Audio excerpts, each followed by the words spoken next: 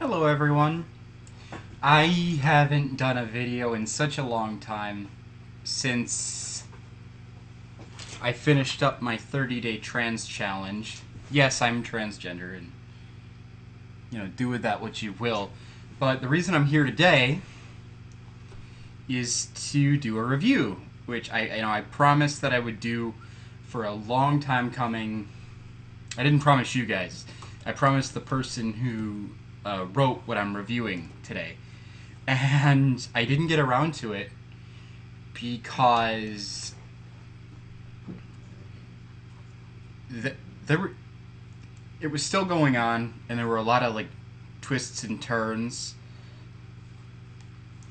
and I wanted to make sure that I did this justice. And you probably hear my dog barking, but hey, you know what? That is what that is. I wanted to make sure I could do this absolute justice. And so here it is. I'm going to do it. This is my review of Oh Rhonda, which is a Hey Arnold fan fiction. I'd almost say that it's AU, except, yes, it claims to be an AU story. It's written by Ratchet. I would almost say that it's AU, except it did so many things that were faithful to the original canon, while at the same time establishing its own canon. And I'll be honest with you, there was one time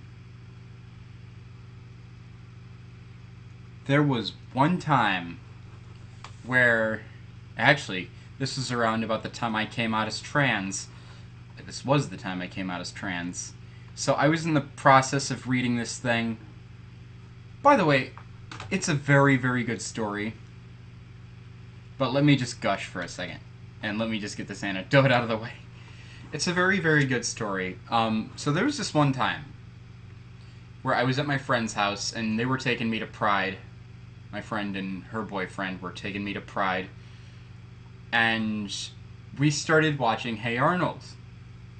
Now, I had gotten so immersed into this fan fiction that I couldn't watch Hey Arnold the same way. Because I'm like, wait a minute, where's the... And as I started to watch, or read this thing, I'm like, this is really awesome. There was one point where I almost stopped reading, actually. And it's very early on. I think it was about chapter 3 or 4. There was a rather, in my opinion, egregious mistake. But you know what? Like, if you push past this one mistake, you're fine, because they corrected themselves, and it never happened again.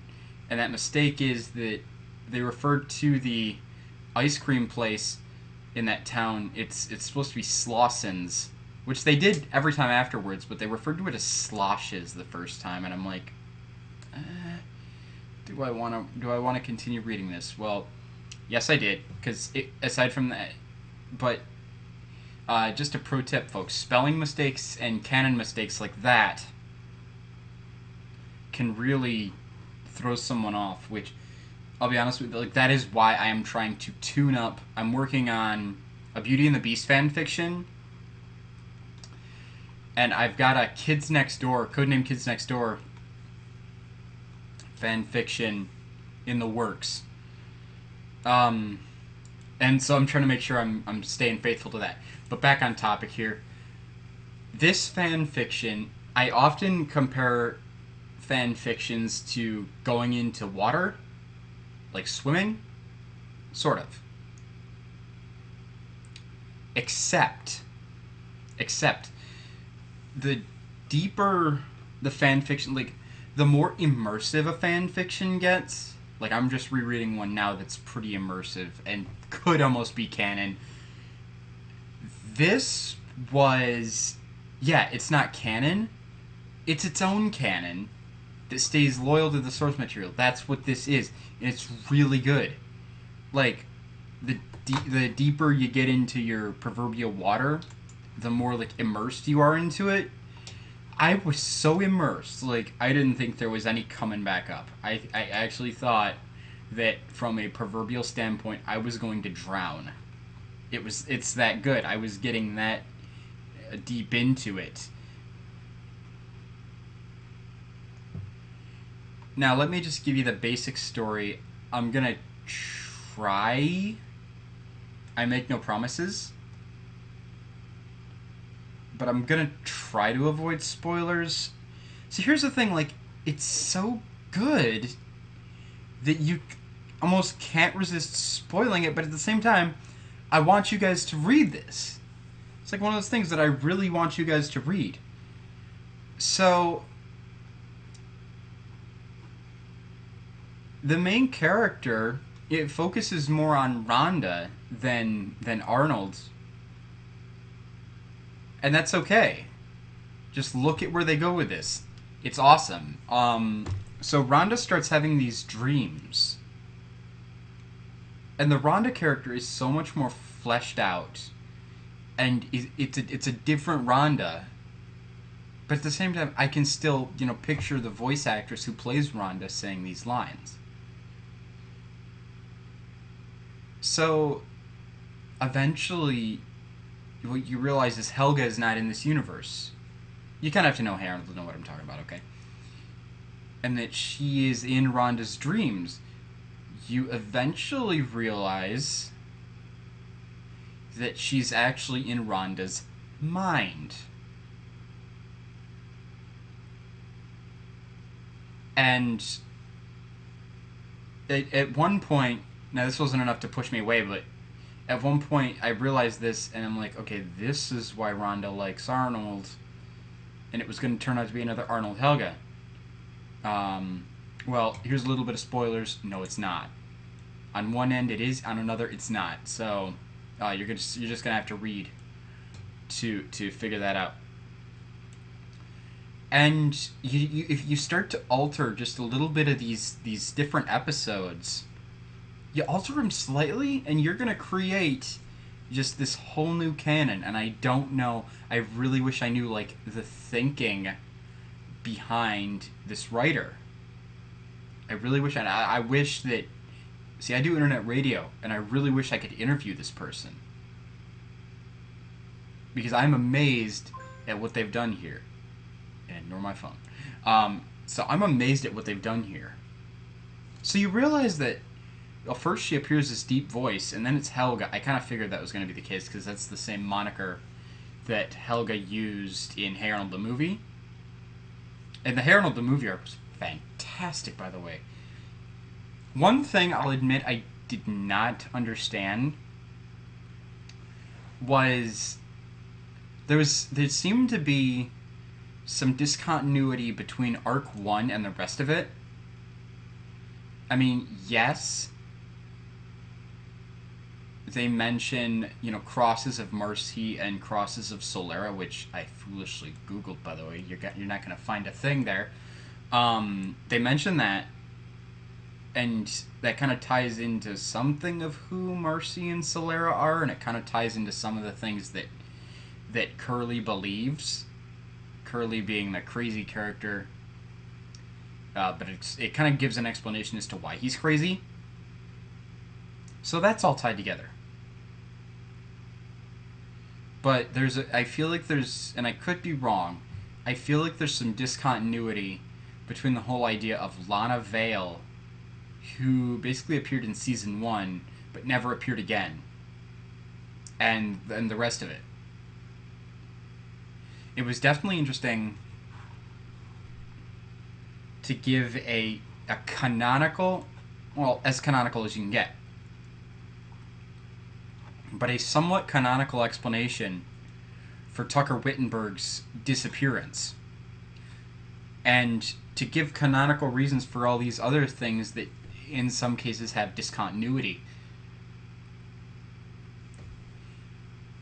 I mean, I'll be honest with you, the actual Nickelodeon series has almost, and I say almost because like there's a few times where they reference some stuff, but it's almost no continuity. It's always like a new adventure each time. But the fan fiction does a good job of giving it all continuity and connecting it. I'm just gonna say there are like 250 chapters because that makes more sense to me. Orange Ratchet says there's like, there's less than that, but some of those are two-parters. I love the different throwbacks to Alice in Wonderland and what else? Alice in Wonderland, Mario Kart. I really wish I could figure out the whole thing about when they're on the island. It's not an island. It's a campsite, and they're trying to get over to an island, trying to get to a fancy hotel. And Lorenzo's mother is very, very, very, in that chapter compared to how she normally is, and that's fine because you've managed to snag me with this. It's not like characters are behaving so out of character that it's not funny. Like, Wolfgang is still a jerk. Ludwig is still a jerk. Phoebe is still smart. Lorenzo's mom is so kooky in her whole thing about, oh, let's use ducks because ducks float. I remember hearing that somewhere, but I couldn't tell you where I heard it. So, Orange Ratchet, if you listen to this, please tell me where that comes from. And again, I'd like to interview you because I'd like to get an insight on how this whole concept came about. It's an amazing concept. And I'm basically I'm trying not to give spoilers, and it's becoming quite difficult to do that. If diehard Hey Arnold fans, see the series, they know what a lot of these things are based off of. A lot of these episodes, what their source material is.